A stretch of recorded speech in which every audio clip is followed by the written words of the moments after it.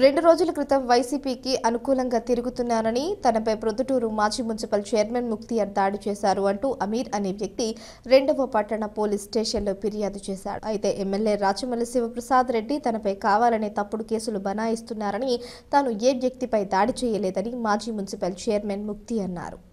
ఒక సామాన్య physiotherapy doctor 14 లక్షల రూపాయలకు కాలాపురంబకు డూప్లికేట్ డాక్యుమెంట్ పుట్టించి ఆ అబ్బాయిని మోసం చేసి అతని డబ్బులు ఎగరగొట్టాలా అనే ఆలోచనతో వాళ్ళు ఉంటే వాళ్ళ డబ్బులు వాళ్ళకి ఇవ్వమనటం కూడా మేము చేసిన తప్పనిపిస్తూ ఉంది.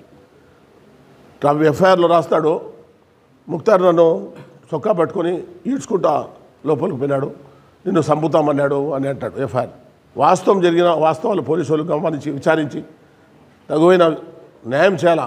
న్యాయం చేయకపోతే ఇట్లాంటి తప్పుడు కేసుల వల్ల చట్టము అస్తవ్యవస్థంగా మారుతుంది.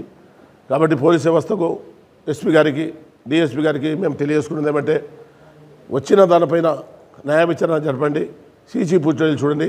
తనకై తను వచ్చినాడా, మేమేమైనా దౌర్జన్యంగా పిలిపించినామా, మళ్ళీ తనకై తను వెళ్ళిపోయినాడా, ఎవరన్నా తీసుకొని పోయి వదిలిపెట్టినాడా, ఈ డాక్టరు డబ్బులు ఇవ్వాల్సిన అతనికి డబ్బులు బదులు కారు తెచ్చి అతనే ఇక్కడ పెట్టినాడా, మేమేమన్నా తీసుకొని వచ్చిపోయినావా అనేది పోలీస్ వ్యవస్థ పూర్తిగా విచారణ జరిపి పొద్దుటూరులో ఇటువంటి అన్యాయాలు జరగకుండా, ఈ ఎమ్మెల్యే దగ్గర జరిగేటి అన్నీ ఇట్లాంటివే, ఈ బంగారెడ్డి దగ్గర జరిగేటి అన్నీ ఇట్లాంటివే. ఎవరన్నా పిలిచి అడిగితే కేసులు 13 మంది 14 మంది మీద కంప్లైంట్ ఒకటి వస్తే కంప్లైంట్ తీసుకొని విచారణ జరపాల.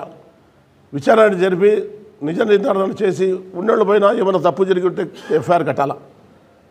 ఇట్లా ఎఫ్ఐఆర్లు కట్టి కార్యకర్తలను, లీడర్లను భయభ్రాంతులు చేసి ప్రచార సమయంలో ఆటంకులు కలిగించి ప్రభుత్వాన్ని అడ్డం పెట్టుకొని, పోలీస్ వ్యవస్థను అడ్డం పెట్టుకొని మళ్ళీ అధికారంలోకి రావాలని చేసే ప్రయత్నము దుర్మార్గమైన ప్రయత్నం మేము ఖండిస్తూ ఉన్నాం. రాచమల్లి ప్రసాద్ రెడ్డి ఈ చర్యలు మానుకోకపోతే జరగబోయే కాలంలో ఆయన ఇదే పరిస్థితి ఎదుర్కోవాల్సిన పరిస్థితి కూడా వస్తుందని చెప్పి మేము తెలియజేసుకుంటూ, స్పష్టంగా నీకు ఇంకో మాట చెప్తా ఉన్నా నేను. నువ్వు సీసీ ఫుటేజ్లు అంటున్నావు, నా దగ్గర సీసీ ఫుటేజ్లు కూడా ఉన్నాయి. నీ అన్నా క్యాంటీన్లోనే పోలీసుల కంటే ముందే తీసుకునే నేను. మీరు ఇక్కడి తప్పుడు మాటలు మాట్లాడతారని చెప్పి నాకు తెలిసి పోలీసులు సీసీ ఫుటేజ్ను హ్యాండ్ ఓవర్ చేసుకుంటారు, వాళ్ళు సీజ్ చేసుకుంటారు. వాళ్ళకంటే ముందు మీ వాళ్ళ ద్వారానే నేను సీసీ ఫుటేజ్ సేకరించలే. స్పష్టంగా ఉంది నువ్వు కొట్టినట్టు. స్పష్టంగా పోలీసులు బయట పెట్టమను, నువ్వు కొట్టింది నేను తెలుస్తుంది. లేదు నీకు ధైర్యం ఉంటే ఇప్పుడు నేను స్టేట్మెంట్ ఇస్తానా, రేపొద్దున స్టేట్మెంట్ సీసీ ఫుటేజ్లో నేను కొట్టేట్టు నువ్వు చూపి, ఎమ్మెల్యే నేను ఊరిడిచిపోతా అని చెప్పు.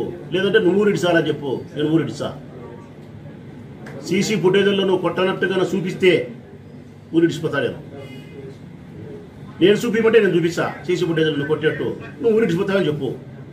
ఒక్కటే మాటే, ఖురాన్ మీద ప్రమాణం చేస్తావా, సీసీ ఫుటేజ్ నువ్వు చూపిస్తావా? నేను కొట్టలేదని సీసీ ఫుటేజ్ చూపి ఊరు వదిలిపెట్టిపోతా, నామినేషన్ కూడా పేను. నేను చూపిమంటావా సీసీ ఫుటేజ్? చూపిస్తా, నువ్వు ఊరు వదిలిపెట్టిపోవాలా. ఎందుకన్నా ఇంత అబద్ధాలు? పద్దన లేచిన నుంచి రాచమల్లు జపం చేస్తున్నారు నా పేరు. మీరు నా మీద మీరు పెట్టుకునే ఈర్ష్య, ద్వేషము, అక్కస, పగ అసలు అది ఎంతుంది మీ శరీరాల్లో? అందరిలో తెలుగుదేశం పార్టీ నాయకులు అంటే మీరు అసలు దహించబడతాను, మీ ఒళ్ళును, మీ మనస్సును. ఆ మీద కోపం మీకు. ఏమీ చెయ్యలేక వైఎస్ఆర్ కాంగ్రెస్ పార్టీ జెండా పటిష్టమై నేను ప్రజలలో హృదయాలలో స్థిరంగా నిలబడిపోయి, నా తమ్ముళ్ళందరూ బలవంతులై, మీ చేతగాక శక్తి క్షీణించి మనసు సచ్చి నరకం అనిపిస్తున్నారు మీరు. ఆ బాధ తట్టుకోలేకపోతే ప్రధానికి ఎమ్మెల్యే, అవినీతి అంటే ఎమ్మెల్యే, అక్రమం అంటే ఎమ్మెల్యే. మీరు కొట్టి నా మీద తప్పుడు కేసు అంటారు. ఒక్క కేసు ఉందేమన్నా మీ మీద?